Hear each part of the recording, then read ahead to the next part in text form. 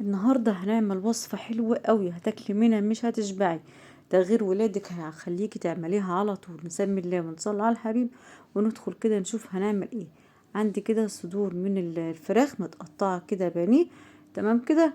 طبعا مش كل حاجة بانيه ومكرونة والاكل المعتاد، ده هنعمله النهاردة بطريقة حلوة قوي. ده حوالي كيلو من الصدور متقطعة شرايح بالطريقة دي. تمام. بس الاهم من ده كله ما تبقاش رفيعة قوي، هتكون متوسطة. هتبلها بملح وفلفل وبس، مش هحط اي حاجة تانية. معايا هنا حوالي 200 جرام من المشروم، ويا ريت يكون المشروم ده فريش، يكون احسن واطعم. تمام.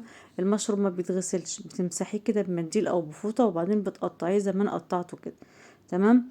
بعد ما كده تبلت البانيه بتاعي او صدور الفراخ بالملح والفلفل، باخدهم كده وببطنهم بشوية دقيق، علشان انا عايزة احطها في طاسة تاخد لون ذهبي، بس انا مش هسويها. مجرد ما تاخد لون بطلعها. حطيت في الطاسة ايه بقى؟ حوالي معلقتين من الزبدة، وكمان معلقتين من السمنة، وببدأ ايه، احمر او اخد الفراخ بتاعتي دي كده لون ذهبي كده بسيط بالشكل ده. كل ما واحدة تاخد لون ذهبي بشيلهم وبحط غيرهم، وبكرر كده كل الكمية لحد ما اخلص الفراخ بتاعتي بالطريقة دي. شايفين؟ بحب اديها اللون الذهبي البسيط اللي انتوا شايفينه ده. تمام. هعمل كل الكمية دي في نفس الطاسة، الاكلة بتاعتي ديت في طاسة واحدة. في نفس الطاسة بعد ما خلصت برضو حطيت حوالي معلقتين كبار من الزبدة، وكده حوالي معلقة من او معلقتين من الزيت. وهبدأ ايه، اشوح المشروم بتاعي. تمام. لحد ما يبدأ يدبل معانا كده ويطرى، ببدأ احط حوالي كده بصلتين او بصلة كبيرة كده، مفرومة ناعم. ببدأ اشوح البصل مع المشروم كده لحد ما يطرى معانا بالطريقة دي. تمام. بعد ما بيطرى معانا كده ببدأ احط الملح والفلفل الاسمر، وعايزة البصل والمشروم يكون طري بالشكل اللي انتوا شفتوه ده. هطلعهم كده برضو في طبق كده على جنب، وفي نفس الطاسة برضو حطيت برضو حوالي معلقتين من الزبدة وشوية زيت. وببدأ اشوح الدقيق بتاعنا. الدقيق ده عبارة عن ايه، معلقتين كبار كده من الدقيق. تمام.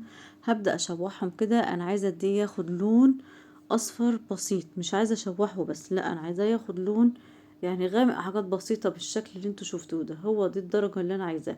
عندك شوربة فراخ او شوربة لحمة حطيها. تمام. وبعدين عشان اعزز الطعم واخليه طعمه احلى واحلى ويكون دسم كده، حطيت كوباية واحدة من اللبن. واللبن ده كان عليه قشطة كمان فانا حطيته. تمام. بعد كده كان عندي كده كريمة الطهي، حطيت كريمة الطهي بالشكل ده.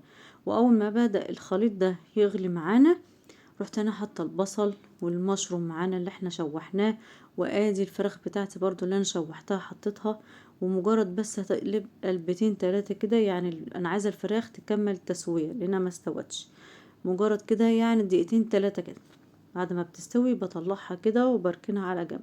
هنعمل شويه رز ابيض كده بالسمنه البلدي تحفه جدا.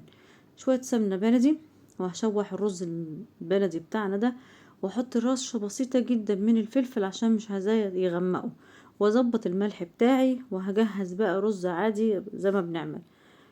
وهجهز بقى المية بتاعة الرز، وهظبط الرز بتاعنا. واول ما بيبدأ يغلي معانا ويتشرب كده من المية بتاعته، بهدي النار عليه وبسيب الرز بتاعنا يستوي تماما. تمام كده. وادي الوصفة بتاعتنا التحفة اللي هي ايه بقى، ده بيكاتا بالفراخ، بيكاتا المشروم بالفراخ. حلو قوي. بيكاتا مشروم بالفراخ تحفة. وصفة لذيذة وجميلة والله، مش هتشبع منها انت وولادك.